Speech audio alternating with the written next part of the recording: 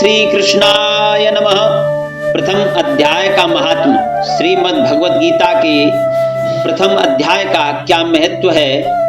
एक समय भगवान शिव से पार्वती जी ने पूछा, हे महादेव जी, किस ज्ञान के बल से आपको संसार के लोग शिव कहकर पूजते हैं। मृगछाला ओढ़े, अंगों में शमशान की विभूति लगाए, गले में सर्प और मुंडों की माला पहन रहे हैं, इनमें से तो कोई पवित्र नहीं है। फिर आप किस ज्ञान से पवित्र हो, वह आप मुझ पर कृपा कर कहिए।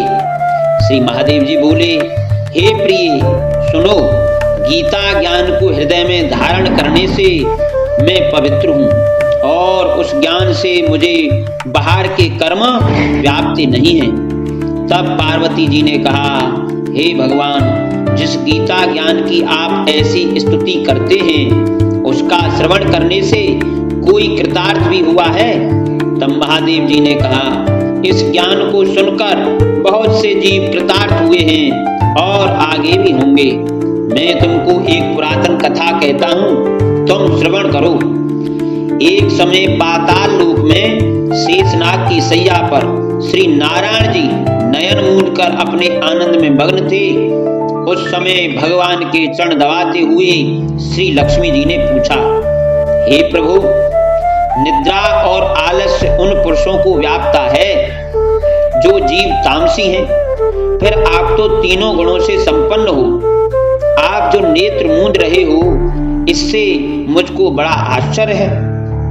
श्री नारायण जी बोले, हे लक्ष्मी, मुझको निद्रा आलस नहीं व्यापता।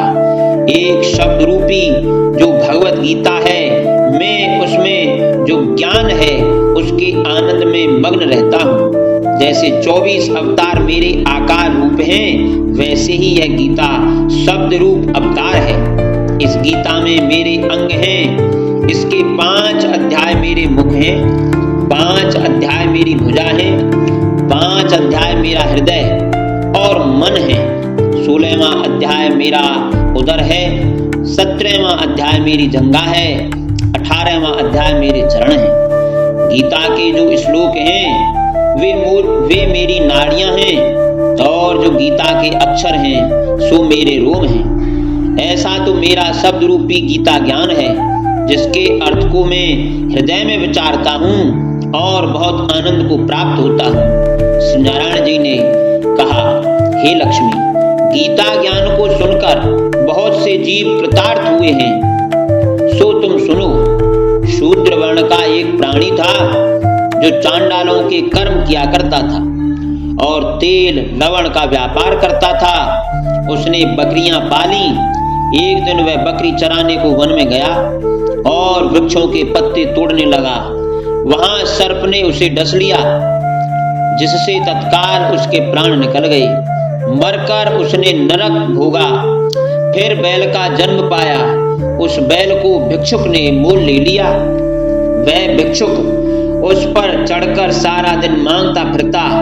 जो कुछ भिक्षा मांग कर लाता वह कुटुंब के साथ मिलकर खाता।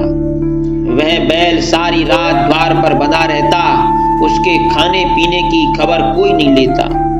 कुछ थोड़ा सा भूसा उसके आगे डाल देता।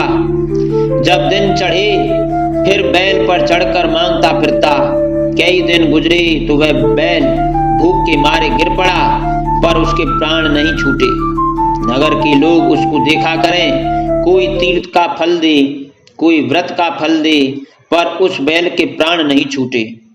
एक दिन एक गणका आई। उसने मनुष्यों से पूछा, ये भीड़ कैसी है? तो उन्होंने कहा, इसके प्राण जाते नहीं, अनेक पुण्यों का फल दे रहे हैं, तो भी इसकी मुक्ति नहीं होती। तब गणका ने कहा, मैंने जो पुण्य किया है उसका फल इस बैल के निमित्त मैं प्रदान करती हूँ। इतना कहते ही बैल की मुक्ति हो गई। तब बैल ने एक ब्राह्मण के घर जन्म लिया। पिता ने उसका नाम सुशर्मा रखा। जब वह बड़ा हुआ तो उसके पिता ने उसको पढ़ाया।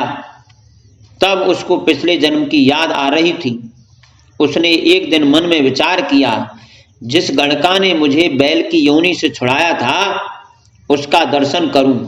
विप्र चलता चलता गणका के घर गया और कहा, तू मुझे पहचानती है? गणका ने कहा, मैं नहीं पहचानती, तू कौन है? मेरी तेरी क्या पहचान? तू विप्र और मैं वैश्या। तब विप्र ने कहा, मैं वही बैल हूं जिसको तुमने अपना पुण्य दिया था, तब मैं बैल योनि से छूटा था।